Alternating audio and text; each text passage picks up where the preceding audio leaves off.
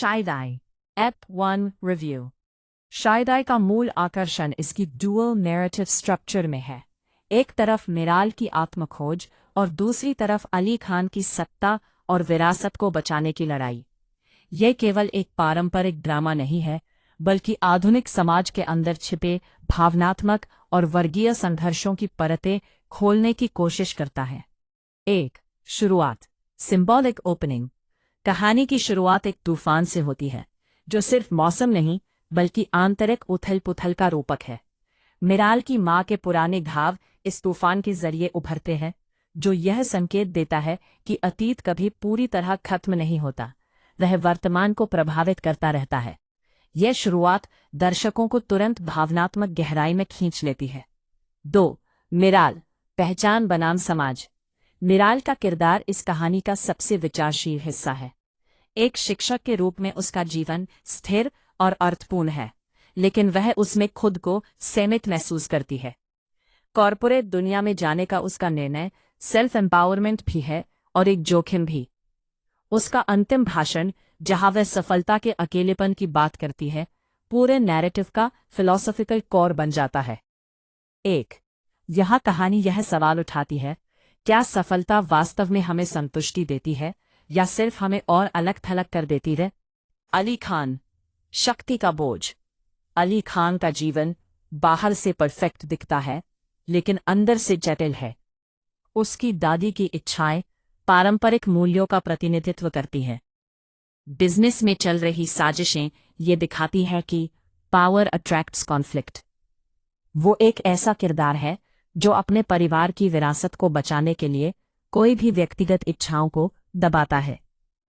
अली का संघर्ष ये दर्शाता है कि धन और शक्ति अक्सर स्वतंत्रता नहीं बल्कि जिम्मेदारियों का जाल बन जाते हैं। 4. सामाजिक निर्णय और वर्गीय टकराव। कहानी में सोशल जजमेंट बहुत सूक्ष्म लेकिन प्रभावशाली तरीके से दिखाया गया है। मैचमेकर के साथ मिराल की बहस समाज की रूढ़िवादी सोच को उजागर करती है। अली की दुनिया में लोगों की कीमत उनके स्टेटस से तय होती है।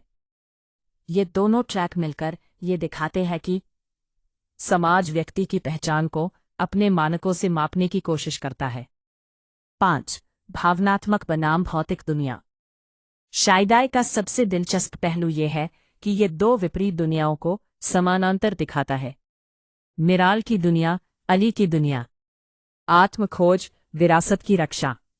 भावनात्मक सच्चाई, सामाजिक दिखावा। स्वतंत्रता की तलाश, जिम्मेदारी का बोझ। इन दोनों के बीच का टकराव ही कहानी का नैरेटिव इंजन बनता है। थीम्स की गहराई। अकेलापन, लोनलीनेस ऑफ सक्सेस। असामाजिक दबाव, सोसाइटल एक्सपेक्टेशंस। वर्ग संघर्ष, क्लास डिवाइड। पहचान की खोज, आइडेंटिटी क्राइसिस। ये सभी थीम्स आज के समय में बहुत प्रासंगिक हैं, जिससे कहानी रिलेटेबल बनती है। कमजोरियां, क्रिटिकल इंसाइट।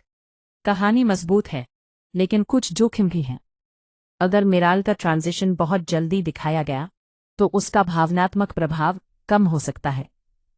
अली के बिजनेस ट्रैक को अगर ज्यादा ड्रामेटिक या क्लीशे बनाया गया, तो यथार्थवाद कम हो सकता है। दोनों किरदारों का मिलन, इंटरसेक्शन, अगर ऑर्गेनिक नहीं हुआ, तो कहानी की गहराई प्रभावित हो सकती है। फाइनली, शायदाई एक character driven, theme heavy drama है, जो सतही रोमांस से आगे जाकर जीवन के कठिन सवालों को छूता है। इसकी असली ताकत इसके संवाद, प्रतीकात्मकता और किरदारों की आंतरिक जद्दोजहद में है।